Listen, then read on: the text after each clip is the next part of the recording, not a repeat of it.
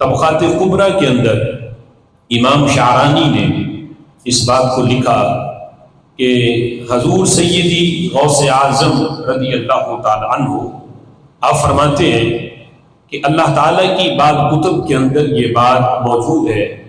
خود خالق کائنات جل جلالہ ارشاد فرماتا ہے یا ابن آدم انا اللہ الذی لا الہ الا انا اقول لشیء کن فیکون.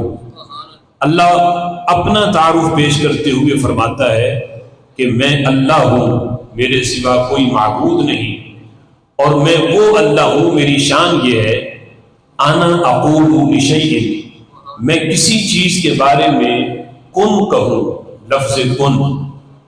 یہ جو قرآن میں ہے اللہ نے زمین اور آسمان کو 7 دنوں میں بنایا تو اس میں حکمتیں ہیں، وگرنہ رب ذوالجلال تو کن کہے تو اگلے ہی لمحے وہ کام ہو جاتا ہے، بلکہ اس کو لمحہ کہنا بھی یعنی یہ تاخیر ہے.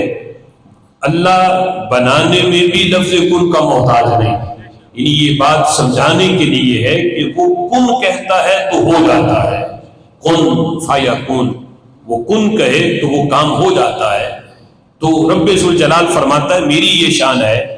پھر فرماتا ہے کہ جو بندہ میری اطاعت کرتا ہے، میری فرما برداری کرتا ہے، فرمایا میری اطاعت کرو، میری فرما برداری کرو، میرا حکم مانو، مجھے راضی کر لو تو کیا تمہیں کیا ملے گا؟ اللہ فرماتا ہے یجعلک تقول للشیء کن فیکون. فرمایا میری اطاعت کر کر کے جب تم مجھے راضی کر لو گے تو پھر میں تمہیں لفظ کن کا مالک بنا دوں گا، پھر تم بھی کن کہو گے تو وہ کام ہو جائے گا. یعنی یہ لفظ کن تو اللہ بندوں کو بھی دے دیتا ہے، اس کا اختیار تو بندوں کو بھی مل جاتا ہے. میرے امام کہتے ہیں وہ زبان جس کو سب کن کی کنجی کہے اس کی نافذ حکومت پہ لاکھوں سلام.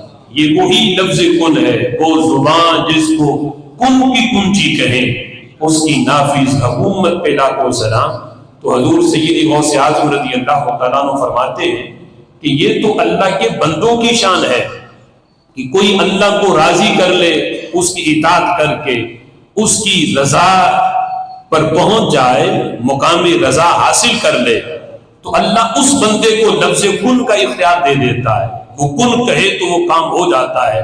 تو سوچو کہ جو بندہ رب کو راضی کر کے لفظ کن کا اختیار لے لیتا ہے تو جس کی رضا خود رب چاہے اللہ نے اسے پھر کیا کچھ عطا فرمایا ہوگا.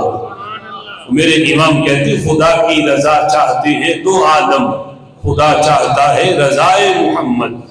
یعنی یہ تو اسے لفظ کن کا اختیار مل رہا ہے کہ جس نے محنت کرنی ہے پھر اللہ کی رضا حاصل کرنی ہے تو اسے لفظ کن کا اختیار مل جاتا ہے.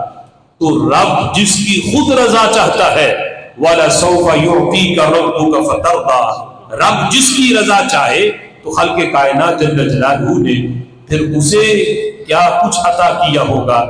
اور پھر نبی پاک علیہ الصلوۃ والسلام فرماتے ہیں، یہ خود حدیث قدسی ہے، اللہ فرماتا ہے كُلُّ أَحَدٍ يَطْلُبُ رِدَائِي وَأَنَا أَطْلُبُ رِدَاءَكَ فِي الدَّارَيْنِ. محبوب پورا زمانہ جو ہے کل احد سارے میری رضا طلب کرتے ہیں، لیکن میں رب ہو کے محبوب تیری رضا چاہتا ہوں.